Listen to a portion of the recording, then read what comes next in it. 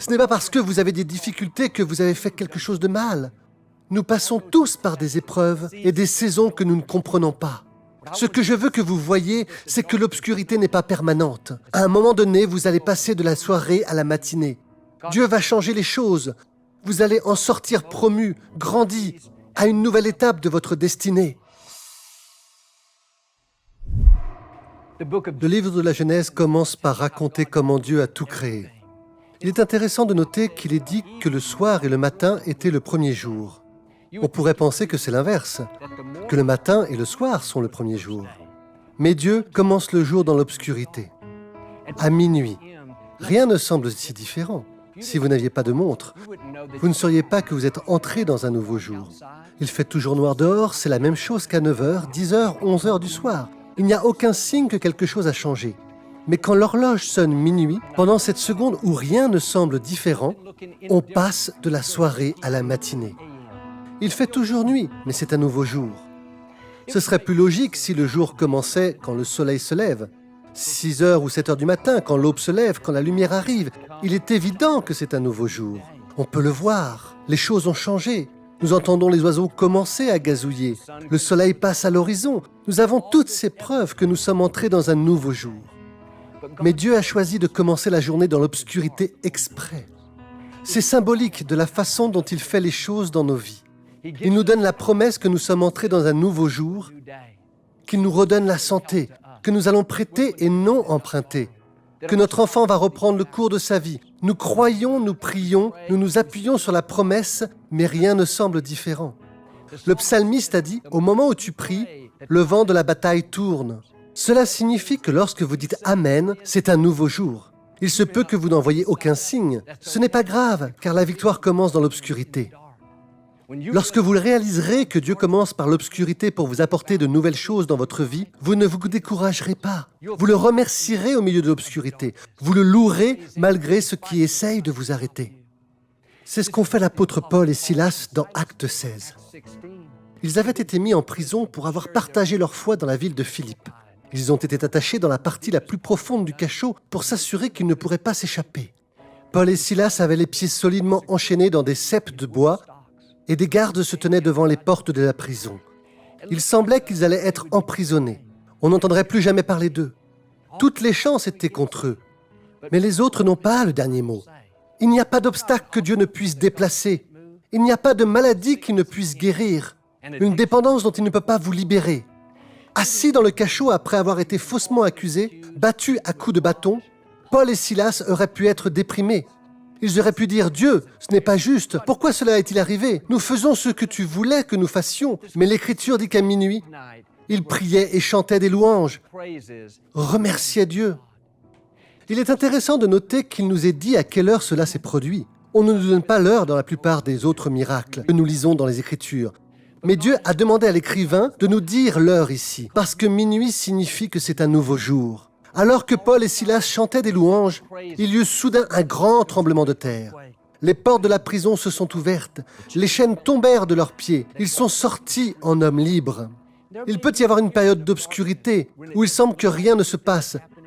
Mais si vous faites comme eux et continuez à remercier Dieu de mener vos batailles, à le remercier d'ouvrir un chemin là où vous n'en voyez pas, alors vous arriverez à ces moments où Dieu se manifestera soudainement dans votre vie. Il fera des choses que vous ne pouviez pas faire arriver. Gardez ce chant de louange dans votre cœur. Dans les Écritures, Job a traversé une période sombre. Tout allait bien. La vie était belle, puis le fond s'est effondré.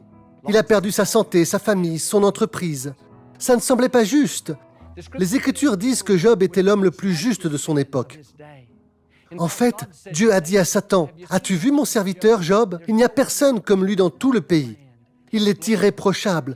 C'est un homme intègre. Il a un esprit d'excellence. » J'aime le fait que Dieu se vante de Job. Si vous pouviez entendre ce que Dieu dit de vous, vous seriez étonné. Nous pensons que Dieu se concentre sur toutes nos fautes, nos défauts, mais Dieu voit toutes les bonnes choses en vous. Il voit votre cœur pour aider les autres. Il voit votre sincérité, votre gentillesse, votre courage. Je l'entends dire aux anges, « Avez-vous vu mon fils Jim? Il est vraiment étonnant. Avez-vous vu ma fille Rachel? Il n'y a personne comme elle. Dieu est fier de vous. Il vous a créé à son image. Il vous appelle un chef-d'œuvre. Ce n'est pas parce que vous avez des difficultés que vous avez fait quelque chose de mal. Nous passons tous par des épreuves et des saisons que nous ne comprenons pas. Ce que je veux que vous voyiez, c'est que l'obscurité n'est pas permanente. À un moment donné, vous allez passer de la soirée à la matinée. Dieu va changer les choses. Vous allez en sortir promu, grandi, à une nouvelle étape de votre destinée. Quand Job a tout perdu, oui, il était découragé. Il s'est assis au milieu des cendres. Il a mis un sac.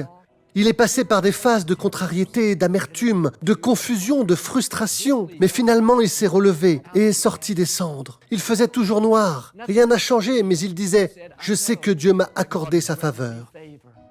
Il disait « Je sais que je suis entré dans un nouveau jour. Je sais que cette obscurité n'est pas permanente. » Quelques chapitres plus tard, toujours au milieu de la difficulté, toujours aussi sombre sans que rien n'ait changé, Job dit « Je sais que mon Rédempteur vit ». Il disait « Dieu est toujours sur le trône. Je ne vais pas m'éterniser sur ce que j'ai perdu. Je me prépare pour les nouvelles choses que Dieu a en magasin. » Au chapitre 8 du livre de Job, un ami est venu l'encourager. Il a dit « Job, Dieu remplira encore ta bouche de rire et tes lèvres de cris de joie. » Il disait à Job ce que Dieu vous dit. Ne laissez pas une saison sombre vous tromper. Ne laissez pas une pandémie, ne laissez pas une maladie, ne laissez pas une rupture vous faire vivre vaincu. Vous allez rire à nouveau, vous allez aimer à nouveau, vous allez rêver à nouveau, vous allez construire à nouveau, vous allez diriger à nouveau, vous allez épanouir à nouveau. Vous êtes plus fort que vous ne le pensez. Job a traversé la saison sombre, mais ce n'est pas là qu'il s'est arrêté. L'Écriture dit que Dieu a rendu à Job le double de ce qu'il avait auparavant. Il a été plus béni dans la seconde partie de sa vie qu'il ne l'a été dans la première. Et oui, c'était sombre, mais quand le soleil s'est levé, il est sorti avec le double. Ne croyez pas les mensonges selon lesquels l'obscurité est permanente, qu'elle changera jamais. L'obscurité est un signe que le double arrive. Le soleil va se lever dans votre vie à nouveau. Vous allez voir la bonté de Dieu d'une manière que vous n'avez jamais vue. Il souffle dans votre direction en ce même moment. Dans le monde invisible, les choses changent en votre faveur. Les forces des ténèbres sont repoussées. Les bonnes percées se dirigent vers vous. Il va faire réaliser des choses que vous n'aurez jamais pu faire par vous-même. Et vous et tous ceux qui vous entourent le seront. C'était la main de Dieu. Shalom, j'espère que vous avez aimé cette vidéo. Abonnez-vous pour ne pas rater nos programmes. Merci de faire partie de notre famille TBN. Que Dieu vous bénisse. Shalom de Jérusalem.